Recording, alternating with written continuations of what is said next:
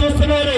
Parliament లో ఎప్పుడు మాట్లాడినా మన జిల్లా మన రాష్ట్రంకు ఉన్నటువంటి సమస్యల మీద ప్రత్యేక దృష్టి పెట్టాం. ఆ అనుభవం ఉంది, సమస్యల మీద స్పష్టమైనటువంటి అవగాహన ఉంది. అందుకని ఈ 5 సంవత్సరాలు కూడా కేంద్రంతో ఈ రోజు మీరందరూ కూడా చూస్తున్నారు. చంద్రబాబు నాయుడు గారు అంటే ఆయన విలువ ఏ రకంగా ఉందో మీ అందరూ కూడా ఈ రోజు చూస్తున్నారు. దేవుడు ఆశీర్వదించాడు, ప్రజలు ఆశీర్వదించారు.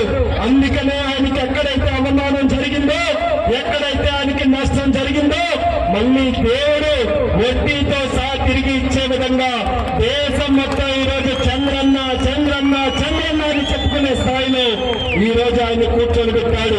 మరి దానికి సహకరించినటువంటి పెద్దలు, ఒక పక్కన జనసేనని నిత్య పోరాట యోధుడు, మన జనసేన అధినాయకుడు పవన్ కళ్యాణ్ గారు మనకు పూర్తిగా సపోర్ట్ చేశారు.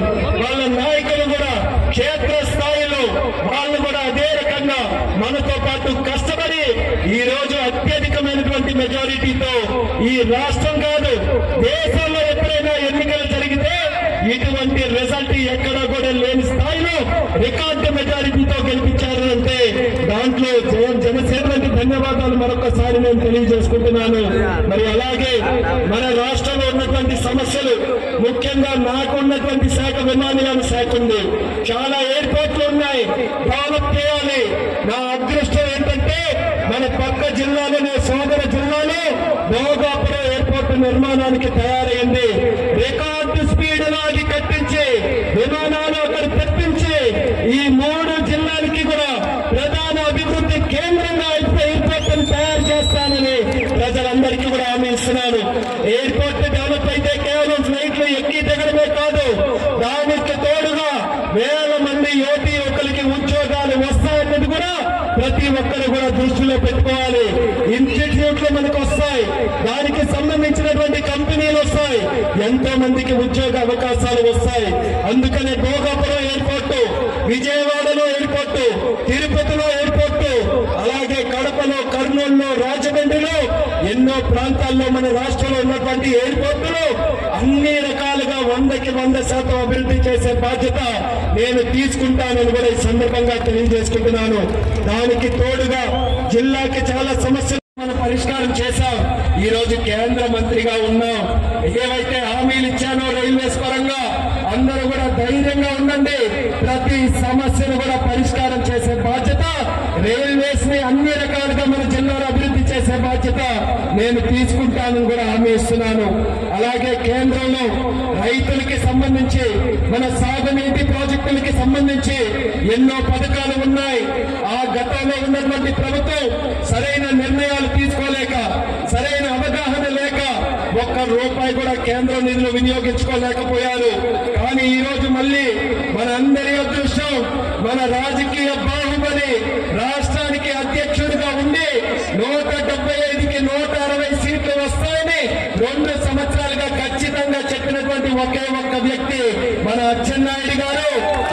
మొన్నటి వరకు ఒకే ఒక ఇంజిన్ బండితో మనం నడిపించాం. ఈ రోజు 2 ఇంజిన్ల బండి వచ్చింది. ఒక ఇంజిన్ బండి ఉంటే ఉంటారు మీకు తెలుసు. అదే 2 ఇంజిన్లుంటే ఎంత వేగం పరిగెడతాదో మీ అందరికీ తెలుసు. కేంద్ర ప్రభుత్వం సహకారం, మోడీ గారి సహకారం తీసుకుని ఈ రాష్ట్రాన్ని అన్ని విధాల గాడిలో పెడతాం. శ్రీకాకుళం జిల్లా చాలా పేదరికం జిల్లా, వలసలు వెళ్ళిన జిల్లా. ఈ జిల్లాని ఎన్ని విధాలుగా అభివృద్ధి చేసినా ఈ జిల్లా ప్రజల రుణం తీర్చుకోలేము. ఇచ్చాపురం నుంచి హెచ్చర్ల వరకు 8 స్థానాలు ఈ జిల్లాలో ఉన్నాయి. 8 స్థానాలు కూడా 60-70% ఓట్లతో ప్రజలు మమ్మల్ని గెలిపించారంటే శ్రీకాకుళం జిల్లా ప్రజలకి జీవితాంతం సేవ చేసిన ఈ జిల్లా ప్రజల రుణం తీర్చుకోలేమని ఈ సందర్భంగా తెలియజేస్తున్నాను. ఈరోజు కేంద్ర మంత్రిగా రామ్మోహన్ నాయుడు ఉన్నాడు.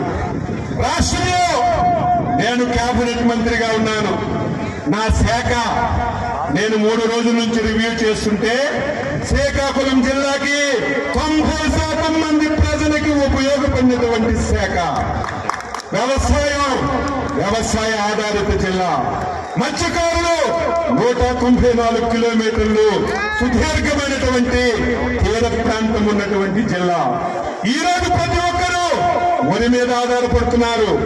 సబ్సిడీనిచ్చి ఈ జిల్లా రైతాంగానికి ప్రోత్సహించి హార్టికల్చర్ ని అభివృద్ధి చేయడానికి హార్టికల్చర్ కూడా నా దగ్గరే ఉంది. ఈ జిల్లాలో పశు సంపద వెటర్నరీ శాఖ నా దగ్గరే ఉంది. ఈ జిల్లాలో పండినటువంటి ధాన్యానికి గోడమ్స్ లేక అవస్థలు పడుతున్నారు. మార్కెటింగ్ శాఖ నా దగ్గరే ఉంది. ఈ రోజు ఈ జిల్లాలో ఏదైతే కోఆపరేటివ్ వస్తుందో ఆ శాఖ నా దగ్గరే ఉంది. నేను ఎంత అదృష్టవంతుందంటే ఈ శాఖని 4 మంత్రులు చేసేవాళ్ళు. 4 మంత్రులు చేసిన శాఖని చంద్రబాబు నాయుడు నా మీద పెట్టాడంటే అచ్చెన్నాయుడు సత్తా చూసి పెట్టాడు. ఇది కష్టమని తెలిసిన సమర్థుడు కాబట్టి ఈ రోజు శాఖను నిర్వహిస్తాడని మంచి గురుతర బాధ్యత నాకు ఇచ్చాడు. నేను నా బాధ్యతని మీరే చూస్తారు. 53 సంవత్సరాలు అయింది. 25 సంవత్సరాలకు ఎమ్మెల్యే అయ్యాను. 6 సార్లు ఎమ్మెల్యే అయ్యాను. 2 సార్లు మంత్రి అయ్యాను. రాష్ట్ర పార్టీకి అధ్యక్షుడయ్యాను. నా జీవితం శ్రీకాకుళం జిల్లా ప్రజలకి, నా జీవితం నా తెలుగుదేశం పార్టీ కుటుంబ సభ్యులకి, నా జీవితం తెలుగుదేశం పార్టీకి, నా జీవితం చంద్రబాబు నాయుడు కుటుంబానికి నేను అంకితం చేస్తున్నానని చెప్పి మీకు తెలియజేస్తున్నాను. ఈ రోజు ప్రతి ఒక్కరికి నేను మాటిస్తున్నాను. ఎంతో మంది ఉద్దండులు శ్రీకాకుళం జిల్లాలో రాజకీయాలు చేశారు. ఎంతో మంది మంత్రులు చేశారు.